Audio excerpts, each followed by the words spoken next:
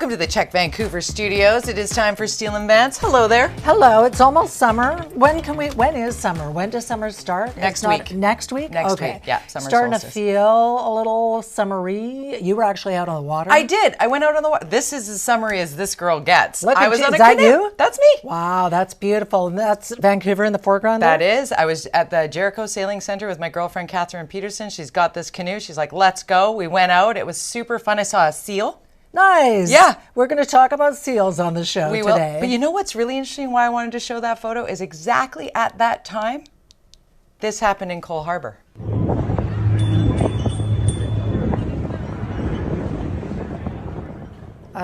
Boom, right? So that was crazy. That video, I mean, I was trying to find other video. That video was purchased by TMZ. Well, that's how big the video went, kind of viral. Yeah. And a lot of people were saying, well, how could the float plane not see the boat? How could the boat not see the float plane? I believe with float planes, the right of way is for the vehicle that has more mobility issues. Like a float plane can't just go whoosh. Not in the middle of takeoff. Doesn't have the ability to do that. Starboard. Port. Yeah. Starboard is to the right. Starboard has right of way. Know your boating. That's why we really wanted to say this off the top, is because it's a reminder. Obviously, you should wear a life vest if you're out on the water. Obviously, you should know some of the rules of the water. We had a kite surfer come rolling by us, and we were like, oh, are we going to be taken out by this guy? And we realized we were the ones that had the most mobility. We had to get the heck out of his way. So if you see a float plane barreling down, get the hell out of the way. That's the key. And there were a couple of people who went to the hospital. Yes, everybody There is was an fine, though. investigation underway. Yeah. I love float planes, and too. it's a very pathetic thing to say. I thought, oh, no one was killed, good. Oh, darn, their luggage is like sunk. You know? She literally said that during our meeting. Well, She's like, I did. what I'm about thinking their about luggage? you. I'm like, oh Put my God. your hair tools and things, and then it's all. At that point, I'd be happy just to be able to swim away. Fair enough. Fair enough. I'm going to swim away. Hey, Fair enough. Viewing party. Let's get in on it. $100 gift card at the CHEK up for grabs, right? That's what this week's prize is. Yummy. We got so many great pictures this week. Everybody, I think every single person gave us where they were watching from this week. So how do we get into it? Viewing party at chekmedia.ca. That's all you have to do. It's that simple. So we do have lots of really interesting stuff on the show. Yes, we do. All this week, maybe you've been following this report about foreign interference and that some MPs maybe are complicit. This is a crazy story that puts our national security at risk, and it bodes so many questions like, what did the federal government know and when? Should we know the names of the people that might have wittingly helped foreign actors? Like, there's so many. Yeah. It's like a web.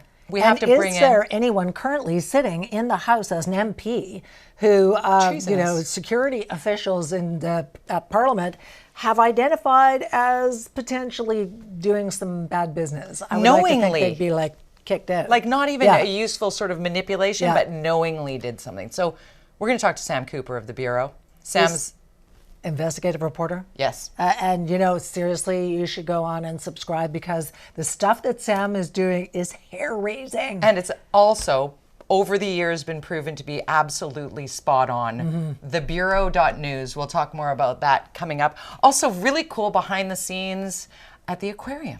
You maybe don't think about it, but occasionally we hear about a marine mammal needing to be rescued and rehabilitated and then released. Well, there is a group right here at the Vancouver Aquarium. There's the Marine Mammal Rescue Society, and we have a couple of the women who work there who are going to join us in studio, Lindsay and Emily, and talk about their job, some of the recent cases. It's fascinating. Cool that is such a fun job. Yeah, you got to stay tuned for that. Also, we're going to have a little summertime fashion fun we had Lords on, now we have Twist on. I love this shop. Twist is on West 4th, and honestly, I love this place so much. My eyes go ding-a-ding-ding-a-ding, because I see 500 What do they do? things. They missed it. What do they do? It's like a pinball machine. My eyes are going as I, this, that. Sharon owns this store, and honestly, it's so much fun. And we're going to talk about trends, and we have an ambassador, Christina Matisek, is coming in, and she's going to walk us through what's happening this summer in clothing fashion. I bet our viewers remember Christina Matisek. Yeah. She was with the shopping bags. She was on UTV back in the day, but she is a fashionista and such a great follow on Instagram. And yeah, you have to stay tuned for some fashion fun as well. But now it's time for our headlines. Okay, well, the good news for people who may be crossing the border to go on vacation or to work is that the border strike that was looming has been called off. It's averted. They've reached a deal, and it's a pretty good one. It's a 4-year deal, and it essentially breaks down to 4% a year. They're getting a 16% increase. What a relief for those of us who plan to travel south of the line for maybe the first time since the pandemic. Speaking of reliefs. Okay, well, you probably saw this. And so the Surrey Mayor, Brenda Locke, said at the council meeting this week that she is not happy about it still, but she is going to accept the judicial review, the decision that said she cannot stop the transition from the RCMP to the Surrey Police Service. So we're all hoping, everybody, all of us, including the mayor, I'm sure, is hoping this will find a way to resolve itself. I think somebody's probably going to do the math on how much money was wasted in this Someone back and should. forth. But yeah, anyway, so speaking of policing, keeping an eye peeled for a stolen vehicle, because stolen cars, oh my goodness, look at this. And we've been talking about this for a while. So the police here locally seized 29 vehicles. They were expensive ones like Land Rovers and what have you, in shipping containers worth just a crazy amount of money. They were all stolen in the Lower Mainland and were destined for other countries where they were going to resell them, right? Let's make these two guys actually pay the price so that it's a deterrent for other people who are doing this, because these two guys are not doing all of it. And it'll be the proceeds of crime, and hopefully BC will claw that back. And here's the thing. So if you have a car, but it's an electric car and you have one, I have two. watch out for this, because the thieves, they're always one step ahead. Now they are cutting the cables, the charging cables, to steal the copper wiring inside, and they are knocking out charging stations. This is happening in the States, but you know it's going to be happening here too. That Right? almost goes in what the hell is wrong with people. I know. Like, really? Trying to do the right thing? Anyway. Okay. So. Can we talk about everybody who's saying, okay, I'm out. Bye, BC. BC is too expensive. So 1 in 3 is saying, I'm going to go elsewhere. And that campaign, remember, Come to Alberta, that's working really well because a lot of people are going to Edmonton. But it's stressing out the Edmonton housing market, and it's starting, so I mean. Cause and effect. There's just really nowhere to go to live, and we need to create more. And partially why? Because of immigration and foreign students and permanent residents and asylum seekers, and this is a big issue that the federal government is kind of opening the doors and now trying to close the barn doors. But our BC Premier was super mad when he found out that Quebec was getting almost $1 billion to deal with asylum seekers. And BC was getting? Pretty much diddly squat. But then the federal minister came out and said, well, then maybe BC should take more asylum seekers. And so it's a bit of a back and forth, and the political pundits are saying it's a tactic on EB's part, because is you take shots at the federal government as they're coming up to an election to look tough. Of course. Meanwhile, the Conservatives in BC United are fighting amongst themselves, and David Eby appears to be championing British Columbians by saying, hey, can we get some help here? But I do think that the government has a point, because I also think there's strategy here in giving almost $1 billion to Quebec, because you need Quebec to be prime minister. So there's that as well. We kind of need BC as well, and the Conservatives are surging in BC. So I think but not as much. You need Quebec, and you need the I golden know, horseshoe. For sure. But that looks strategic in and of itself. So I have to say, I like the forceful nature of the messaging that Premier Eby is putting forward here. I'm good with it too. Because it's better than infighting. The infighting stuff is starting to really bother me. And the election isn't even officially underway in BC. It happens October 19th, my dad's birthday. But you see the BC United are starting to come out with some platform stuff early. And one of them is, if elected, they would make the shingles vaccine free.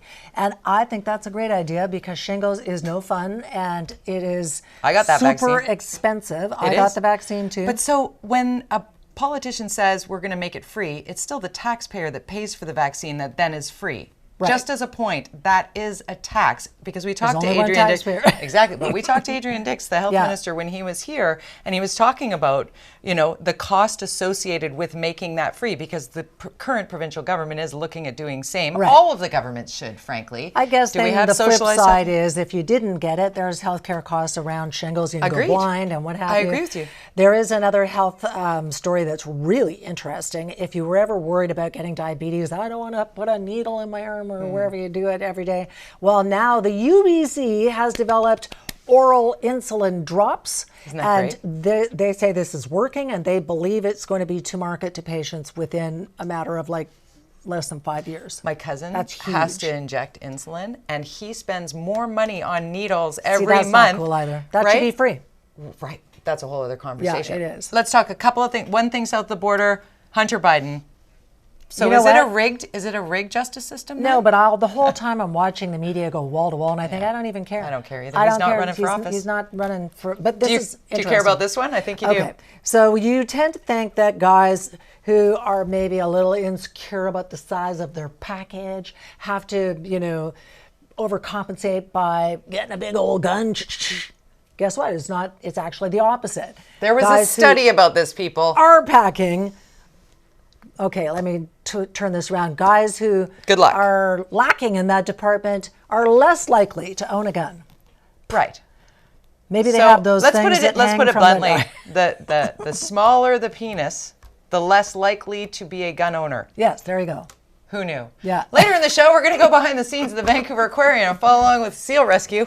Oh, we're going to have to flag this one for later promos. Also, MPs guilty of treason.